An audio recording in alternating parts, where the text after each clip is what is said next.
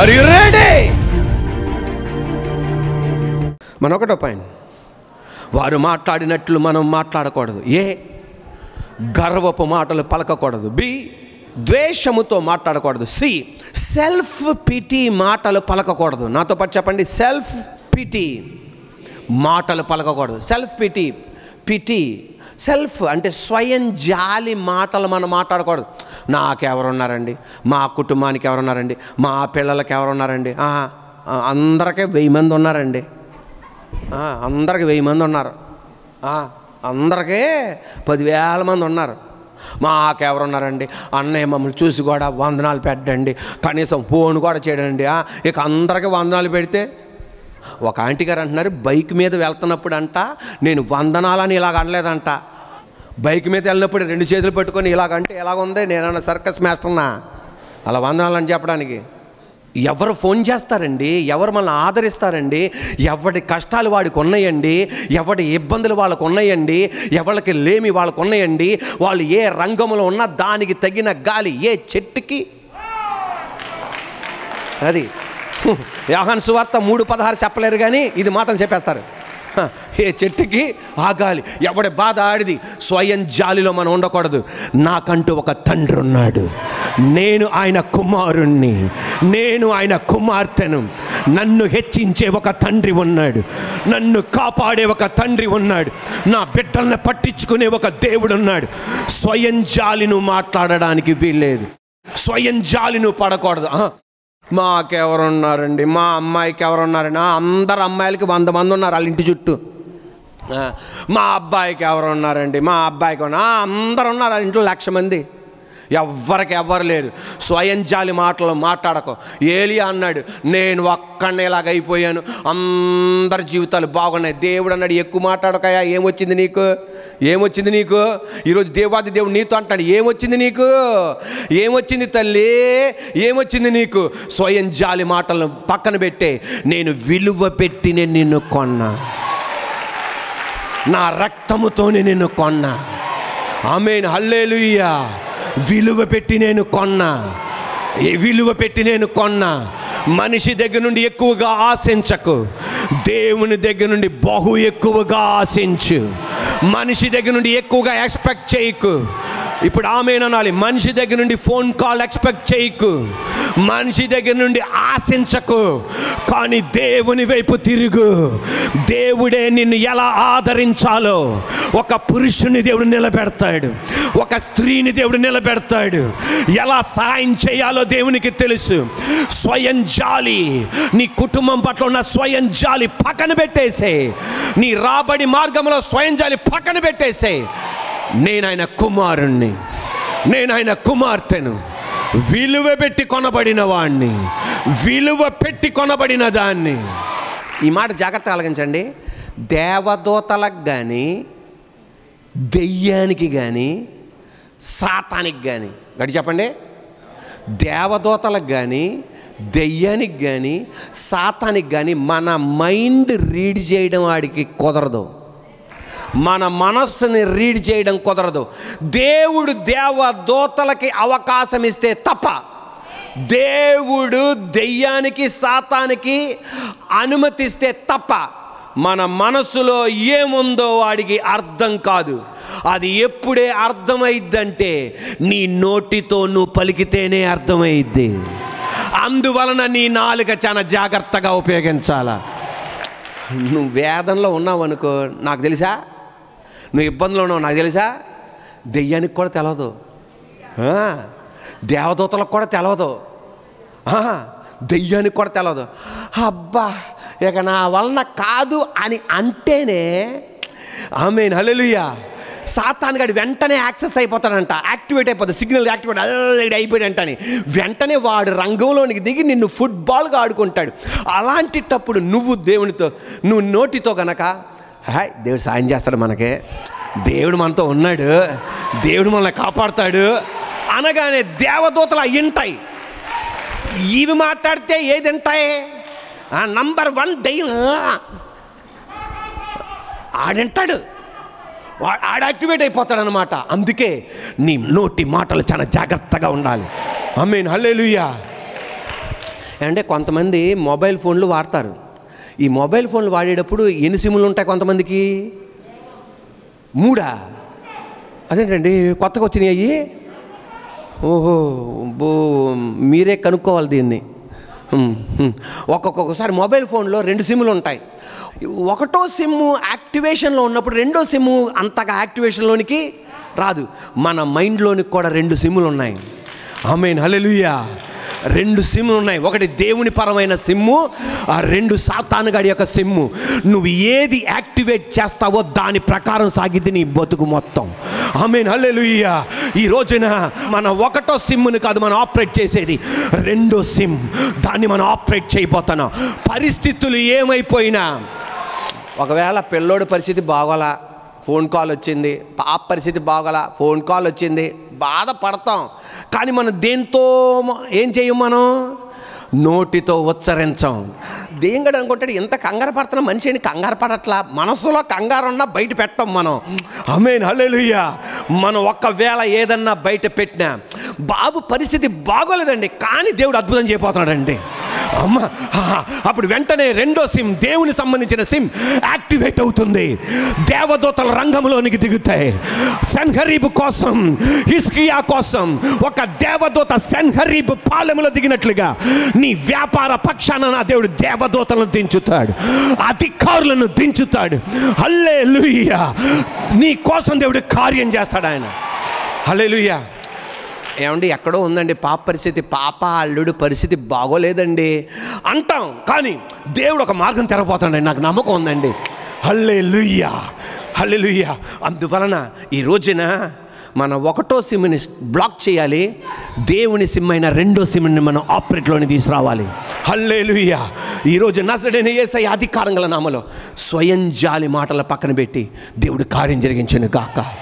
1 పేతురు రాసిన పత్రిక 3వ అధ్యాయం 10వ వాక్యం, జీవమును ప్రేమించి మంచి దినములు చూడగోరువాడు చెడ్డదాన్ని పలకండి అనుందా? జీవమును ప్రేమించి మంచి దినములు చూడగోరువాడు చెడ్డదాన్ని పలకకుండా తన నాలుకను, కాపటపు మాటలు చెప్పకుండా తన పెదవులను కాచుకొనవలెను. Praise the Lord. హల్లెలూయా. పెదాలు కాచుకోవాలి. ఎందుకు తెలుసా? జాగ్రత్తగా మాట్లాడాలి.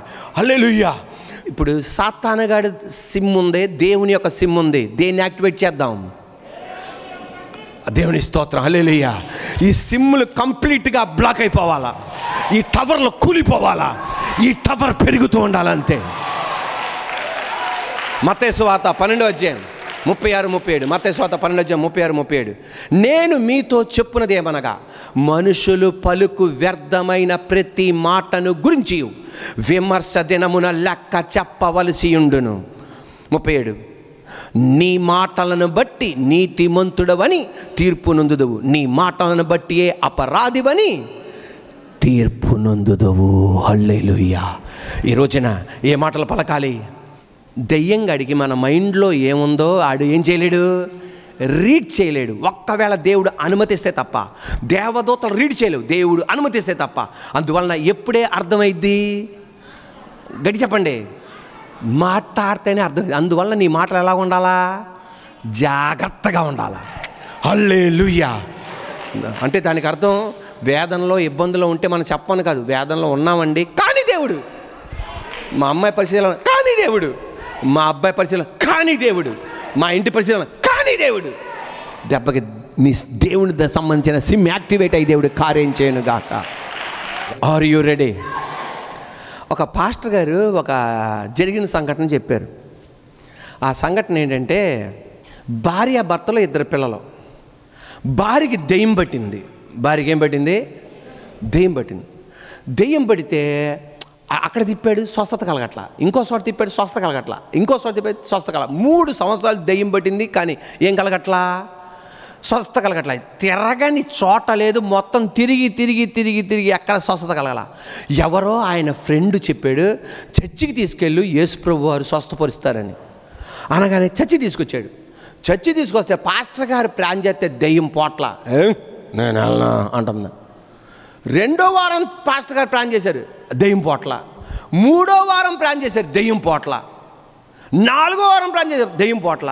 పాస్టర్ గారికి బాధ వేసి తన గదిలో 5వ వారం వాళ్ళు రాకముందు ప్రార్థన చేసుకున్నాడు. ప్రభువా, దెయ్యం మీద అధికారం ఇచ్చామన్నావు, సర్పాల మీద, నాగు సర్పముల మీద, సింహముల మీద అధికారం ఇచ్చానో తండ్రి. మీరు భూలోకములో ఏదైతే బంధిస్తారో పరలోకంలో బంధింపబడినానో, భూలోకంలో ఏదైతే విప్పుతారో అది పరలోకంలో విప్పబడినానో. ఎక్కడ గద్దెత్తన నా నోరు నొప్పొస్తుంది తప్ప, నా చుట్టూ ఉన్న వాళ్ళు చప్పట్లు కొట్టి కొట్టి కొట్టి వాళ్ళకి చేతులు నొప్పొస్తున్నాయి తప్ప, ఏసురత్వం చేయం, ఏసురత్వం చేయం, ఏసురత్వం చేయం నడిచి మాకు నొప్పొస్తుంది తప్ప ఈ దెయ్యం వెళ్ళట్లేదు దేవా అంటే, దేవుడు అన్నాడు, ఆమెలో పట్టింది దెయ్యం కాదు, దెయ్యం పట్టినట్టు నటిస్తుంది అనగానే, అమ్మ నాయన 4 వారాల నుండి నటించే ఆమెతో మనం ఆడుకున్నామని చెప్పి 5వ వారం మళ్ళా భార్య భర్తలు రాగానే భార్య అని ఏం చేశాడంటే, పాస్టర్ గారు, అమ్మ నువ్వు నా ఎదురు కూర్చో. భర్తతో ఏమన్నాడంటే, మీరు ఆ గుమ్మం బయట కూర్చోండి. మీరు ఎక్కడ కూర్చోండి? గుమ్మం బయట అని తన అనుచరులతో ఏం చెప్పాడంటే, కుర్చీ వేసి కూర్చోబెట్టండి రా సార్ నేను చెప్పి కుర్చీలో కూర్చోబెట్టారు ఆయన. సార్ నేనేం చేస్తున్నాను దూరం నుండి చూడండి, కానీ నేను చెప్పే వినకూడదు మీరు. అదేంటంటే సార్ అంటే, అంతే కొంచెం స్పెషల్ దెయ్యం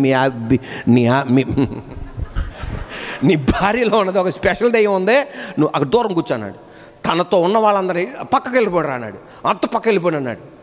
తమిళనాడులో జరిగిన యథార్థ సంఘటన. పక్క వెళ్ళిపోయాడు అన్నాడు.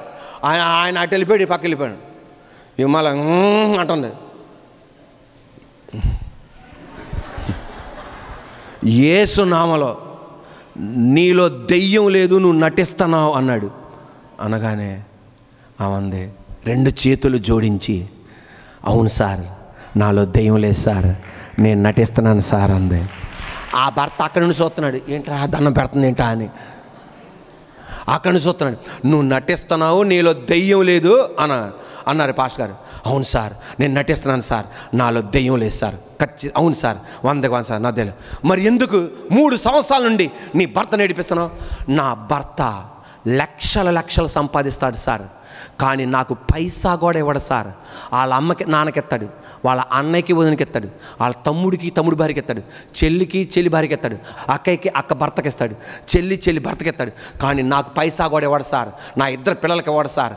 అందువలన వచ్చేసింది, నేను వచ్చేసా, నాకు బిర్యానీ కావాలి అనగానే బిర్యానీ తీసుకొచ్చేస్తున్నాడు సార్. నాకు ప్యారడైజ్ బిర్యానీ కావాలి అంటే తీసుకొచ్చేస్తున్నాడు సార్. నాకు పట్టు చీర కావాలి, రే సంపేస్తాను రా అనగానే భయపడి వచ్చేస్తున్నాడు సార్. అప్పుడు నుండి అనుకున్న, ఈడ ఆట పట్టెచ్చాలంటే దెయ్యంలాగా నటిస్తే తప్ప. ఆ రోజు నుండి నాకు వాళ్ళ అమ్మ నాన్నకి ఇచ్చుకోమనండి డబ్బులు, అత్తయ్య మామకి ఇచ్చుకోమని నాకేం పర్వాలా, ఆ చెల్లిని చూసుకోమనండి, అక్కని చూసుకోమని, అంతేగాని పిల్లలకి లేకుండా మాకు లేకుండా చేస్తున్నాడు ఈయన. అందువలన ఇలా నటిస్తున్నాను సార్, అంతే. నాకేం కావాలన్నారే అంటాను అంతే. దెబ్బకి అమ్మా నీకు వందనాలమ్మా, అమ్మా చెప్పమ్మా నీకేం కావాలి? నాకు ఈరోజు చేపల పులుసు కావాలి అంటే పరిగెత్తుకుని నువ్వు తీసుకొచ్చేస్తున్నాడు అయ్యగారు. అనగానే నాకు గనక ఆ రాత్రి వండటం కుదరకపోతే ఫోన్లో రే అంటాను అంతే. అమ్మో ఏం కావాలో చెప్పు. వచ్చేటప్పుడు 2 వైట్ రైస్ బౌల్ అన్నం కావాలి, పలానా కూరగాయలు అలా తీసుకొస్తున్నాడు. చాలా బాగుంది కదా సార్, అందుకే ఇలా చేస్తున్నాను సార్. వెంటనే ఆ పాస్టర్ గారు, నాజరేయుడైన యేసయ్య నామములో ఇక ఎన్నడీ పని చేయకు, నేను నీ భర్తతో మాట్లాడతా, ఇట్రాయా అన్నాడు. ఈయన దెయ్యం పోయిందన్నాడు. అదేంటి సార్ ఎలా పోయిందన్నాడు. పోయింది, యేసయ్య వెళ్ళగొడిచాడు, దెయ్యం పోయింది. ఎక్కడి నుండి డబ్బు మొత్తం నువ్వు ఈయన చేతికేవు అంటే, అదేంటి సార్ అన్నాడు. అదొక స్పెషల్ దెయ్యం కనెక్ట్ అయ్యింది, స్పెషల్ దెయ్యం కనెక్ట్ అయ్యింది. ఇక ఎన్నట కూడా డబ్బు మాత్రం మొత్తం ఇంకి ఇవ్వకపోతే వచ్చేస్తుంది అన్నాడు.